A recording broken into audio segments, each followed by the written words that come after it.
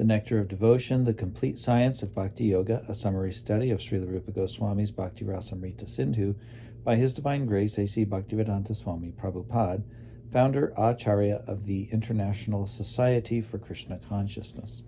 Chapter 24, Further Traits of Sri Krishna.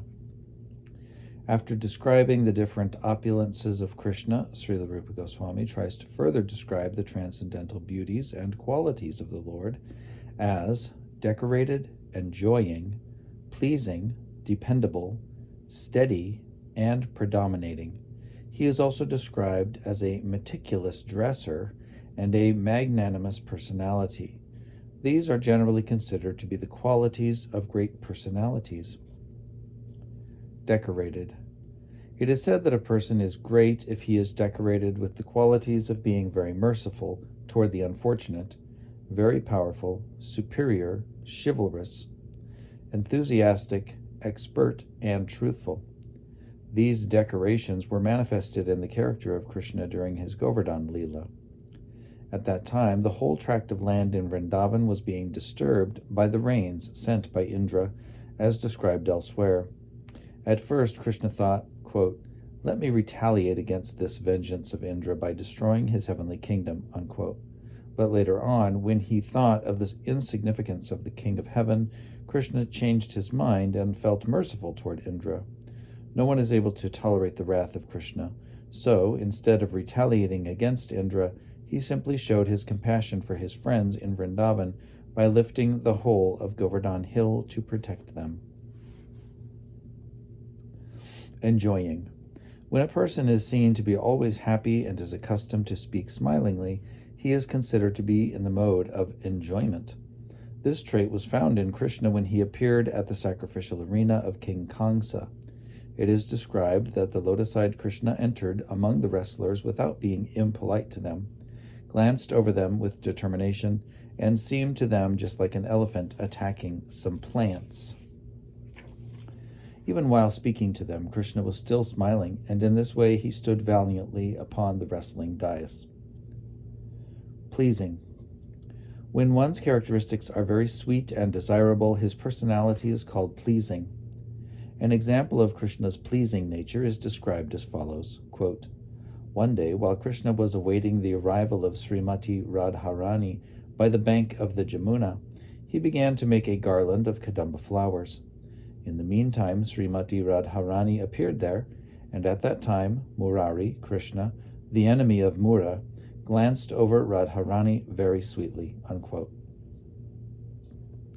Dependable. Any person who is reliable in all circumstances is called dependable. In this connection, Rupa Goswami says that even the demons were relying upon the dependability of Krishna, because they were confident that Krishna would never attack them without due cause.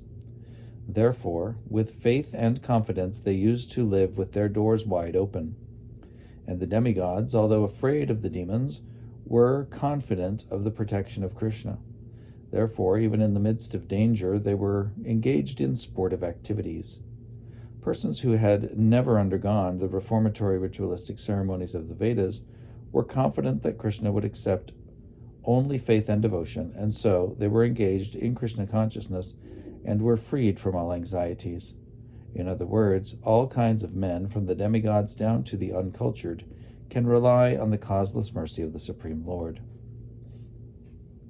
Steady. A person who is not disturbed even in a situation of reverses is called steady. This steadiness was observed in Krishna in connection with his chastising the demon known as Bana. The Bana demon had many hands, and Krishna was cutting off these hands one after another. This Bana was a great devotee of Lord Shiva and the goddess Durga. Thus, when Bana was being chastised, Lord Shiva and Durga became very furious at Krishna, but Krishna did not care for them. Predominating. A person who can affect the mind of everyone is called predominating. As far as Krishna's predomination is concerned, in the 10th canto, 43rd chapter, verse 17 of Srimad Bhagavatam, Krishna is described thus by Shukadeva Goswami to King Parikshit, quote, "My dear king, Krishna is a thunderbolt to the wrestlers. To the common man, he is the most beautiful human being. To the young girls, he is just like Cupid. To the cowherd men and women, he is the most intimate relative. To the impious kings, he is the supreme ruler. To his parents, Nanda and Yashoda, he is just a baby. To Kangsa, the king of Bhoj, he is death personified. To the dull and stupid, he is just like a stone. To the yogis, he is the supreme absolute truth. And to the Vrishnis, he is the supreme personality of Godhead. In such a predominating position, Krishna appeared in that arena, along with his older brother, Balaram, unquote.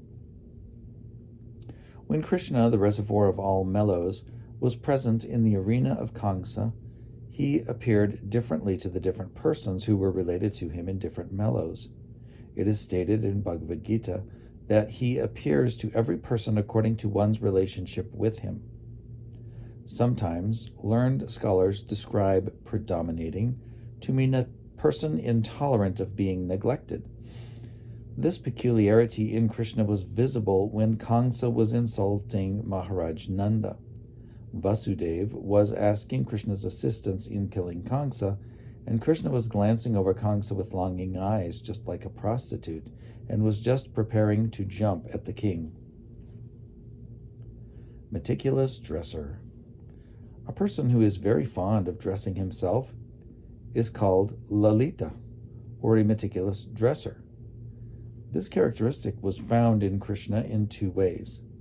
Sometimes he used to decorate Srimati Radharani with various marks, and sometimes when he was preparing to kill demons like Arishtasur, he would take care to arrange his belt very nicely.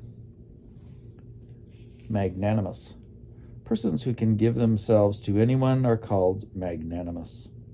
No one could be more magnanimous than Krishna, because he is always prepared to give himself completely to his devotee.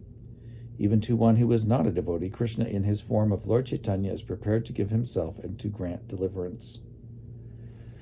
Although Krishna is independent of everyone, out of his causeless mercy, he is dependent upon Gargarishi for religious instruction. For learning the military art, he is dependent upon Satyaki, and for good counsel, he is dependent upon his friend Uddhava.